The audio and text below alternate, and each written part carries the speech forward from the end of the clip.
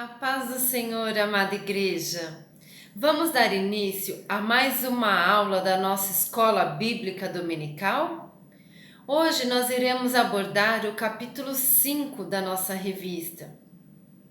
E ele traz como tema Como interpretar a Bíblia, parte 2.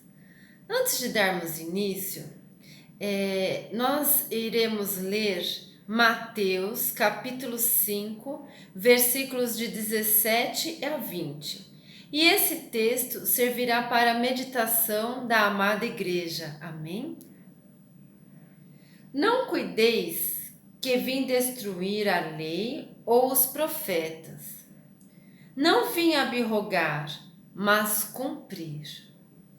Porque em verdade vos digo que, até que o céu e a terra passem, nenhum jota ou um tio se omitirá da lei, sem que tudo seja cumprido. Qualquer, pois, que violar um destes mandamentos, por menor que seja, e assim ensinar aos homens, será chamado o menor no reino dos céus. Aquele, porém, que os cumprir e ensinar, será chamado grande no reino dos céus. Porque vos digo que, se a vossa justiça não exceder a dos escribas e fariseus, de modo nenhum entrareis no reino dos céus. Amém? Para darmos início à nossa aula de hoje, vamos voltar só um trechinho na aula anterior. Na aula anterior, nós começamos a falar a respeito dos princípios da interpretação bíblica. Aí nós falamos, o primeiro tópico foi: trabalhe partindo do princípio de que a Bíblia tem autoridade. O segundo tópico: a Bíblia explica a Bíblia. E hoje nós iniciaremos a partir do terceiro tópico, que é o novo nascimento. Então vamos dar início? Para interpretarmos a Bíblia, é necessário termos fé e a ajuda do Espírito Santo. Ou seja, a fé salvadora e o Espírito Santo são essenciais para compreendermos e interpretarmos corretamente as Escrituras. Vamos ver o que está escrito em 1 Coríntios, capítulo 2, versículo 14? Ora, o homem natural não compreende as coisas do Espírito de Deus, porque lhe parecem loucura, e não pode entendê-las porque elas se discernem espiritualmente. Então, entender e interpretar corretamente as Escrituras não é uma questão de inteligência ou de muita capacidade acadêmica e intelectual. Homens cheios de muita letra, mas ausentes do Espírito de Cristo no coração, jamais conseguirão chegar ao verdadeiro significado do texto bíblico. O que é iluminação? É a atuação do Espírito Santo para fazer com que o leitor possa compreender com clareza o que o escritor tinha em mente quando escreveu o texto bíblico. O próximo tópico: interprete a experiência pessoal à luz da Bíblia e não a Bíblia à luz da experiência pessoal. É verdade que muitas vezes a experiência pessoal vem confirmar o ensino das Escrituras, mas as nossas experiências são as nossas experiências. Não force uma passagem bíblica apenas para concordar com sua experiência. Novo tópico: os exemplos bíblicos só têm autoridade quando amparados por um mandamento. Vamos ler o que está escrito em João, capítulo 13, versículos de 12 a 17. Depois que lhes lavou os pés e tomou as suas vestes e se assentou outra vez à mesa, disse-lhes: Entendeis o que vos tenho feito? Vós me chamais mestre e senhor, e dizeis bem, porque eu o sou. Ora, se eu, senhor e mestre, vos lavei os pés, vós deveis também lavar os pés uns dos outros. Porque eu vos dei o exemplo, para que, como eu vos fiz, façais vós também. Na verdade, vos digo que não é o servo maior do que o seu senhor, nem o enviado maior do que aquele que o enviou. Se sabeis essas coisas, bem-aventurados sois se as fizerdes. Qual a lição que Jesus quis ensinar ao lavar os pés dos discípulos? Ele quer que a gente lave os pés das outras pessoas? Não. Ele quer que sejamos humildes. Ele quer que a gente ajude, que a gente sirva ao próximo. Amém?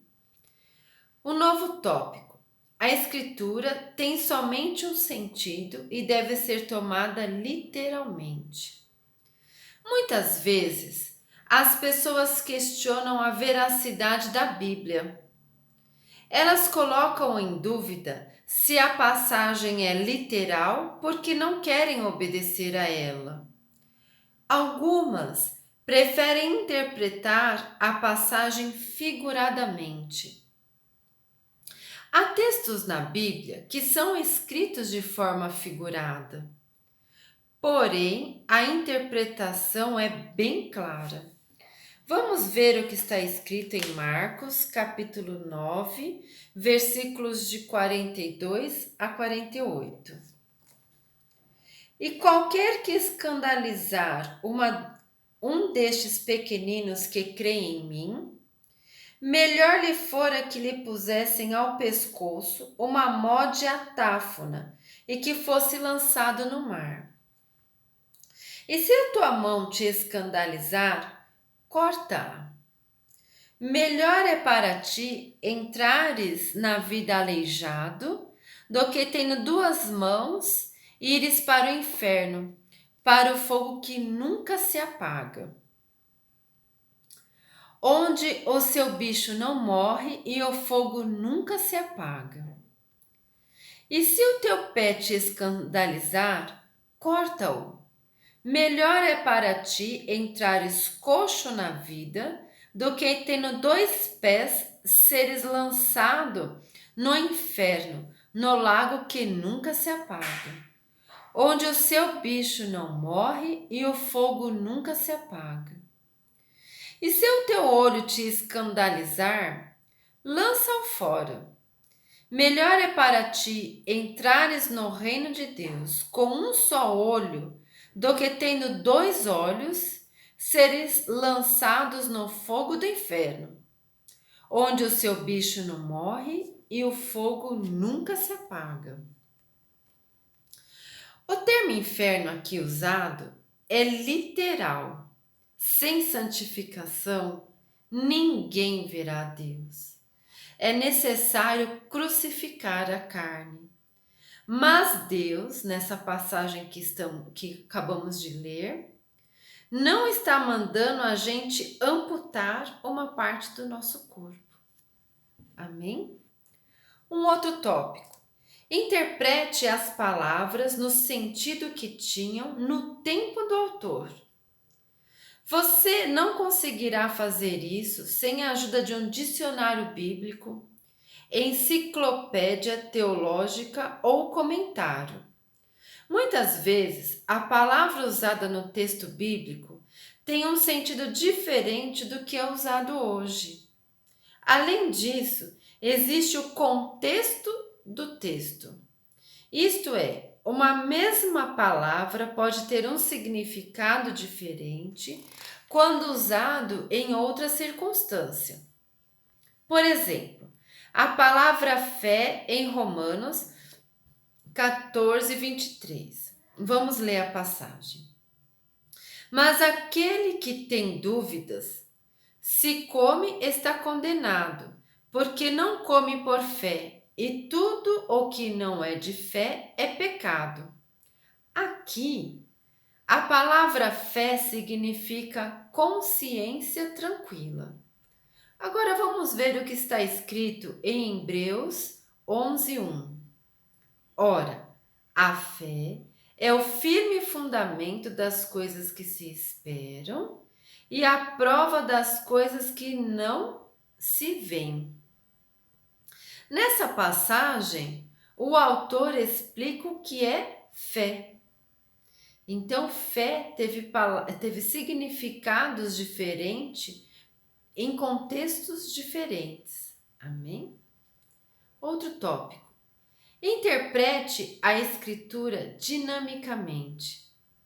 O Espírito de Deus é vivo e ele usa sua palavra de acordo com seus grandes objetivos. Isso significa que a nossa interpretação bíblica precisa construir uma ponte ao século XXI e perguntar: o que este texto significa para a minha vida ou para a igreja hoje? Agora nós vamos falar um pouquinho a respeito de tipologia. O que é tipologia? Tipologia é a técnica pela qual se usam símbolos ou ícones para ilustrar Jesus ou mesmo aspectos da fé. Características dos tipos. Os tipos estão alicerçados na história e na revelação sagrada. Os exemplos agora vão nos ajudar a entender melhor. Vamos ler o que está escrito em Mateus, capítulo 12, versículo 40. Pois, como Jonas esteve 3 dias e 3 noites no ventre da baleia, assim estará o Filho do Homem 3 dias e 3 noites no seio da terra. Então Jonas, estando 3 dias e 3 noites no ventre da baleia, representa um tipo de Jesus, ou seja, representa os dias em que Jesus pregou no Hades antes de ressuscitar. Os tipos, eles são proféticos. Vamos ver o que está escrito em João, capítulo 3, versículo 14. E, como Moisés levantou a serpente no deserto, assim importa que o Filho do Homem seja levantado. Então aqui, levantar a serpente no deserto é um tipo da morte do nosso Senhor Jesus Cristo na cruz. Os tipos fazem parte integral da história sagrada e da doutrina cristã, e não foram inventadas posteriormente por rabinos ou místicos. E os tipos são cristocêntricos. Um exemplo, Lucas, capítulo 24, versículo 44. E disse-lhes, são estas as palavras que vos disse estando ainda convosco, que convinha que se cumprisse tudo o que de mim estava escrito na lei de Moisés e nos profetas e nos salmos. Ou seja, os tipos eles são cristocêntricos. Amém? Agora vamos falar um pouquinho de exemplos bíblicos. Na verdade, o Antigo Testamento é usado como uma espécie de tesouro de onde são extraídas todas as formas de antecipações de Cristo, de sua igreja ou de sua doutrina. mediante pessoas ou coisas que são usadas simbolicamente. Vejamos alguns exemplos. Cristo tornou-se o segundo e o último Adão. Se lermos Romanos, capítulo 5, versículos de 12 a 21, verificaremos que, como pela desobediência de um só homem, Adão, muitos foram feitos pecadores. Assim, pela obediência de um, Jesus, muitos serão feitos justos. A primeira Páscoa ilustrava Cristo. É o que poderemos verificar em 1 Coríntios, capítulo 5, versículos de 6 a 8. O Cordeiro Pascal antecipava o Cordeiro de Deus. João, capítulo 1, versículo 29. Israel no deserto tipificava certos aspectos da vida cristã. 1 Coríntios, capítulo 10, versículos de 1 a 11. O tabernáculo foi figura do ministério de Cristo, desde a encarnação, passando pelo sacrifício, indo ao estado de glorificação nas alturas. Hebreus, capítulo 8, versículos de 1 a 13. Agora nós vamos falar um pouquinho a respeito de alegoria. Alegoria é a exposição de um pensamento sobre forma figurada. É muito usada pelas pessoas para esclarecer uma ideia. Em João 6 está escrito: Eu sou o pão vivo que desceu do céu. Se alguém dele comer, viverá eternamente. E o pão que eu darei pela vida do mundo é a minha carne. Quem comer a minha carne e beber o meu sangue tem vida eterna. Então aqui a gente pode verificar um exemplo de alegoria. Deste trecho, entendemos que Deus mandou o seu Filho amado para morrer e levar consigo todos os nossos pecados, sendo que todo aquele que nele crer terá a vida eterna. É essa a interpretação, então, que fazemos desse texto. Agora vamos falar um pouquinho de parábolas. A parábola é um gênero literário que formalmente consiste de uma história típica, tirada da realidade cotidiana do ouvinte, que lhe oferece um exemplo de comportamento ao qual deve reagir. Elas revelam a natureza do reino de Deus e indicam como um filho do reino deve agir e no que deve crer. Como interpretar as parábolas? Determine o auditório. Jesus está falando aos escribas e fariseus, às multidões ou aos discípulos? Examine cuidadosamente o contexto. O que vem antes e depois da parábola está relacionado a ela ou não? Considere de forma intensa o fundo histórico e cultural da época de Jesus. Determine qual a única decisão ou reação o auditório original foi levado a tomar quando ela originalmente foi contada. Procure o ponto central da parábola. Preste atenção como a parábola começa e como termina. Interprete todos os termos ou palavras da parábola. Preste atenção nos verbos. Por exemplo, o que significa molestar em Lucas 18:5? O que quer dizer passar de largo em Lucas 10:31-32? Conclusão. A interpretação bíblica é uma tarefa para todos. Deus deseja que todos os homens cheguem ao pleno conhecimento da verdade. E certamente eles não farão isso sem manejar bem a palavra da verdade. Portanto, os princípios de interpretação bíblica são essenciais para a compreensão das Escrituras. A partir de agora, aplique-os em seus estudos bíblicos e muitas coisas que você antes não entendia começarão a ficar mais claras. Bons estudos! Muito obrigados, amados, por essa oportunidade. Com certeza o conteúdo dessa lição ela é um pouquinho mais complicada, então eu peço, para que vocês deem uma lidinha na revista, tanto nesse capítulo como no anterior, e eu tenho certeza que o Espírito Santo te ajudará a entender tanto essas duas lições quanto a palavra de Deus. Amém? Muito obrigada e até a próxima!